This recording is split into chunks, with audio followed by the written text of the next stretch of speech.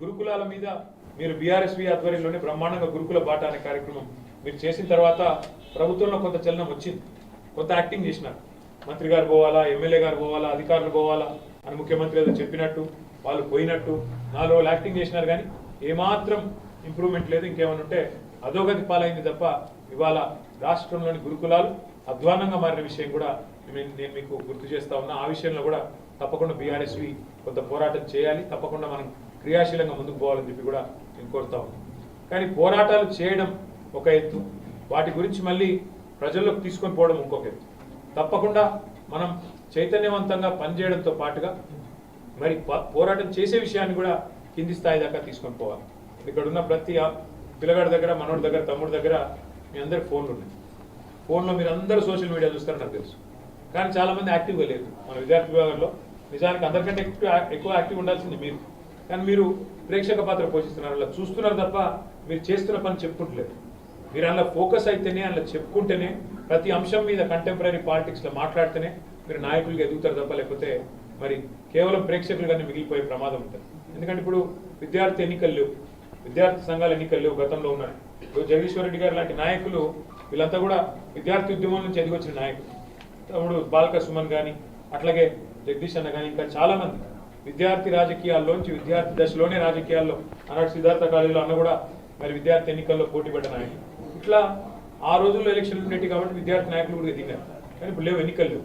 కాబట్టి మీరు మీ యాక్టివిజం ద్వారా, ప్రభుత్వాన్ని క్వశ్చన్ చేయడం ద్వారా, సొసైటీలో ఉన్న కొన్ని సమస్యలను ఎత్తి చూపడం ద్వారా తప్పకుండా ప్రజల దృష్టిని ఆకర్షించే అవకాశం మీకు ఉంటుంది. ఉదాహరణకి మీ భవిష్యత్తును, రాష్ట్ర భవిష్యత్తును, రాష్ట్ర ప్రజల భవిష్యత్తును తాకట్టు పెడుతూ రేవంత్ రెడ్డి గారు మొన్న ఒక నిర్ణయం తీసుకున్నారు. నేను చిన్న మాట మీకు చెప్తే అర్థమవుతుంది. అర్థం చేసుకున్న తర్వాత దీన్ని మీరు విశ్లేషించవచ్చు, ఎట్లా చెప్పాలో కూడా మీరు ఆలోచించవచ్చు. అంటే కంటెంపరీ ఇష్యూస్ మీద కూడా మీరు మాట్లాడాలి అని చెప్పడానికి మీకు ఈ విషయం చెప్తా ఉన్నాను. ప్రభుత్వము ఎప్పుడైనా, ఏ ప్రభుత్వమైనా, మన ప్రభుత్వం ఉన్నా, కాంగ్రెస్ ఉన్నా, టీడీపీ ఉన్నా, బీజేపీ ఉన్నా, ఎవరున్నా దేశం ఎక్కడ ప్రభుత్వాలు వాళ్ళ ప్రభుత్వ ఉద్యోగాలు కొంత మేరకు ఇవ్వగలుగుతాయి. ఆ తర్వాత సహజంగానే ప్రైవేట్ రంగంలో పెట్టుబడులు ఆహ్వానించి మరి మీరు తప్పకుండా ఉపాధి కల్పన లక్ష్యంగా పనిచేస్తాయి. ఏ ప్రభుత్వాలైనా పనిచేయక తప్పని పరిస్థితి.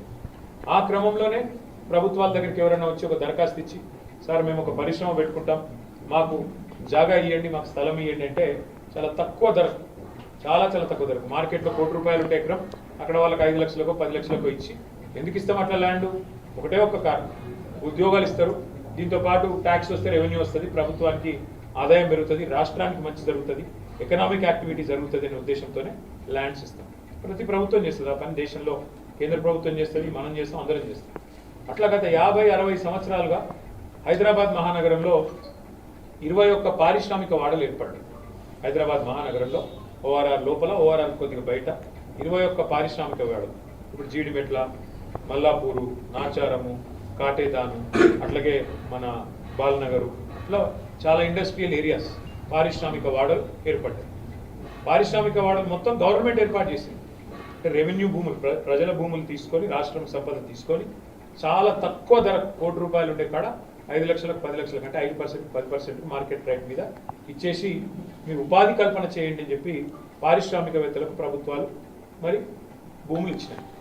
సరే, భూములు ఇచ్చినాయి. ఇచ్చిన తర్వాత ఏం జరిగింది? ఆ భూములు నగరం విస్తరించిన కొద్దీ నగరం మధ్యలోకి వచ్చినాయి, నగరం విస్తరిస్తూ పోయింది.